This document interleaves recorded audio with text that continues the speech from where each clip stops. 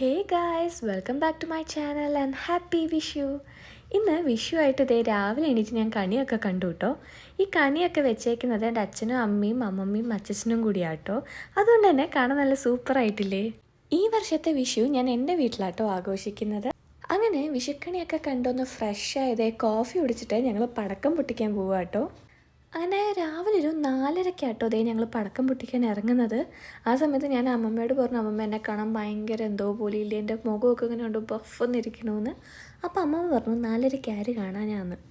ഞാനും അമ്മയും അച്ഛനും മാത്രമേ ഉള്ളൂ കേട്ടോ പടക്കം പൊട്ടിക്കാൻ. അതുകൊണ്ട് തന്നെ കുറച്ച് പടക്കേ ഞങ്ങൾ വാങ്ങിയുള്ളൂ. ബിക്കോസ് എനിക്ക് പടക്കം പൊട്ടിക്കാൻ ഭയങ്കര പേടിയാണ്. അതുകൊണ്ട് ആ ഭാഗത്തോട്ട് ഞാൻ പോവില്ല. ഞാൻ ആകെ ഈ കമ്പിത്തിരി, മത്താപ്പ് അങ്ങനത്തെ ചെറിയ ചെറിയ ഐറ്റംസാണ് യൂസ് ചെയ്യാറുള്ളത്. അമ്മ എന്നേക്കാൾ കുറച്ചും കൂടി ഹൈ ലെവൽ പടക്കമൊക്കെ പൊട്ടിക്കും കേട്ടോ.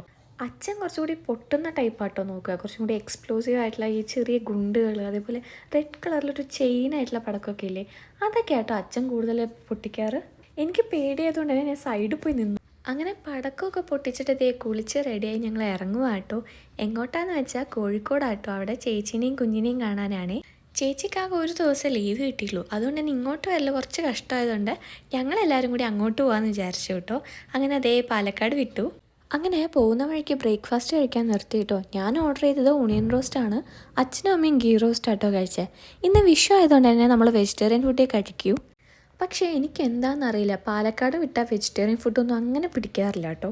സാധാരണ റോസ്റ്റിൻ്റെ കൂടെ ഒരു വട കിട്ടാറില്ലേ, അത് വിചാരിച്ചിട്ടാണ് ഞാൻ റോസ്റ്റ് ഓർഡർ ചെയ്തത്. പക്ഷെ കിട്ടിയില്ല. അപ്പോൾ അതിൻ്റെ വിഷമത്തിൽ കുറച്ച് ചട്നിയും കൂടി ആഡ് ചെയ്ത് കഴിക്കാമെന്ന് വിചാരിച്ചു.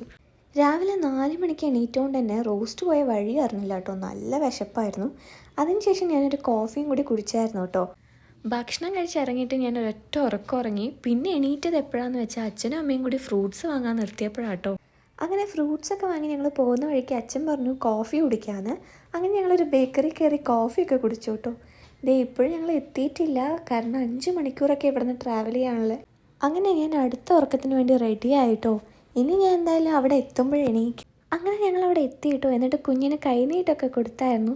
എന്നിട്ട് അവിടെ ഉച്ചത്തെ സദ്യ കഴിച്ചിട്ടാണ് ഞങ്ങൾ തിരിച്ചിറങ്ങിയത് കേട്ടോ. അങ്ങനെ ഞങ്ങൾ അവിടെ നിന്ന് തിരിച്ചു കേട്ടോ. തിരിച്ചു വരുമ്പോൾ ഉറങ്ങാതിരിക്കാൻ വേണ്ടി ഞങ്ങൾക്ക് നല്ലോണം ശ്രമിച്ചു കേട്ടോ.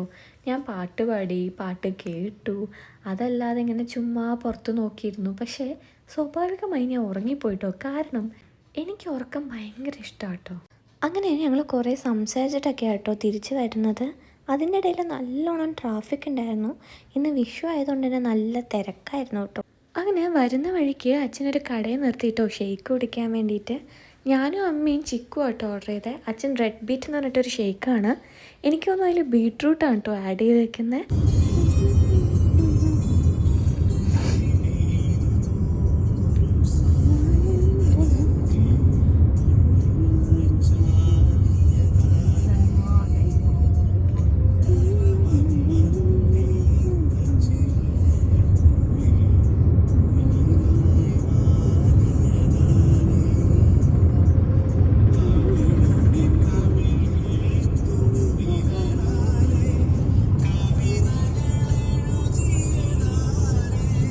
അങ്ങനെ പാലക്കാട് എത്തുമ്പോഴേക്കും ഏകദേശം രാത്രിയായിട്ടോ.